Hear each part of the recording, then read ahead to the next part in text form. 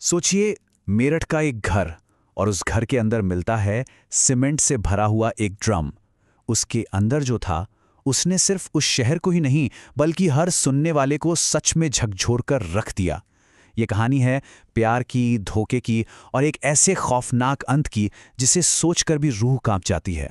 तो सवाल यही है, आखिर उस एक सीमेंट के ड्रम के अंदर ऐसा क्या राज दफन था? चलिए, इस दिल दहला देने वाली कहानी की परतों को एक एक करके खोलते हैं। हर कहानी की एक शुरुआत होती है और इस कहानी की शुरुआत हुई एक बेहद खौफनाक खोज से। एक पति का शव, वो भी अपने ही घर में सीमेंट के एक ड्रम के अंदर जमा हुआ। यही वो सच था जिसने एक बहुत ही सोची समझी साजिश का पर्दाफाश किया। तो इस पूरी कहानी को अगर हमें समझना है ना, तो हमें थोड़ा उल्टा चलना होगा। मतलब शुरुआत करनी होगी अंत से, उस सीमेंट के ड्रम से जिसमें merchant navy officer Saurabh Rajput का भयानक सच छिपा हुआ था। तो हुआ ये कि उत्तर प्रदेश के मेरठ में पुलिस को एक घर के अंदर ये ड्रम मिला। जब इसे तोड़ा गया तो अंदर से जो निकला वो merchant navy officer Saurabh Rajput का शव था। जाहिर है, शक की सुई सीधे तौर पर उसकी पत्नी मुस्कान रस्तोगी और उसके प्रेमी साहिल शुक्ला पर जाकर टिकी। लेकिन सवाल यह है कि आखिर बात यहां तक पहुंची कैसे? मतलब एक शादीशुदा जोड़ा इस अंजाम तक कैसे पहुंच गया?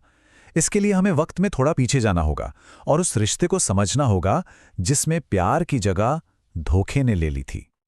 देखिए, कहानी शुरू होती है 2016 में। सौरभ और मुस्कान की शादी होती है। सौरभ लंदन में काम करते थे और कुछ वक्त पहले ही मेरठ लौटे थे।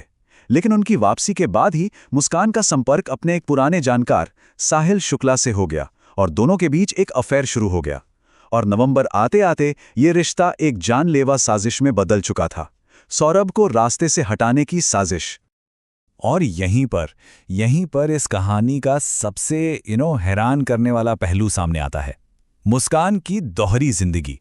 एक तरफ वो एक मर्चेंट नेवी ऑफिसर की पत्नी थी, 3 बच्चों की मां थी, और दूसरी तरफ एक शातिर साजिशकर्ता जो अपने ही पति को मारने और अपने प्रेमी को इस गुनाह में शामिल करने का पूरा प्लान बना रही थी।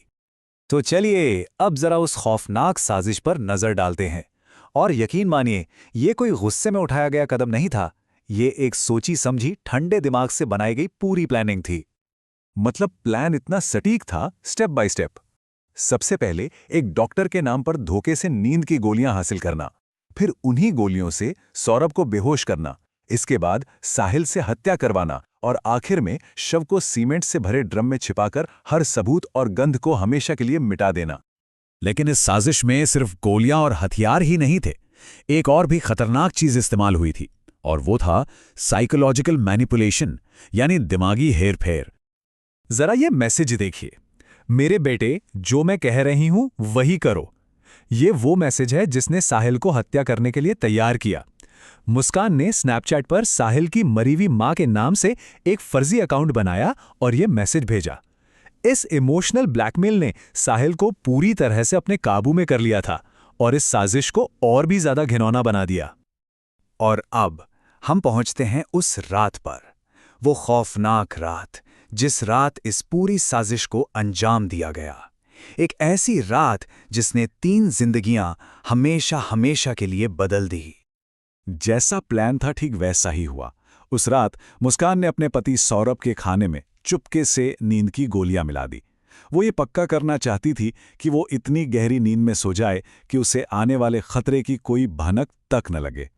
और जब सौरभ गहरी नींद में पूरी तरह बेबस था, मुस्कान ने अपने प्रेमी साहिल को घर के अंदर बुलाया और फिर साहिल ने एक धारदार हथियार से सोए हुए सौरभ का गला काट दिया।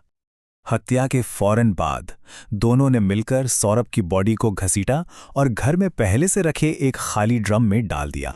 और फिर अपने इस गुनाह पर हमेशा हमेशा के लिए पर्दा डालने की कोशिश में उन्होंने उस ड्रम को ऊपर तक सीमेंट और पानी के घोल से भर दिया। उन्हें लगा बस अब सब खत्म, राज सीमेंट के नीचे हमेशा के लिए दफन हो गया। लेकिन वो गलत थे। चलिए देखते हैं कि कैसे उनकी पूरी साजिश का भंडाफोड़ हुआ। पहले दिन मुस्कान ने सौरभ के फोन से सबको मैसेज भेजे, जैसे कि वो काम से कहीं बाहर गया हो। लेकिन दूसरे ही दिन जब सौरभ ने कॉल्स का जवाब नहीं दिया तो परिवार को शक होने लगा। उनकी जिद पर पुलिस ने घर की तलाशी ली और चौथे दिन उन्हें सीमेंट का वो ड्रम मिल ही गया।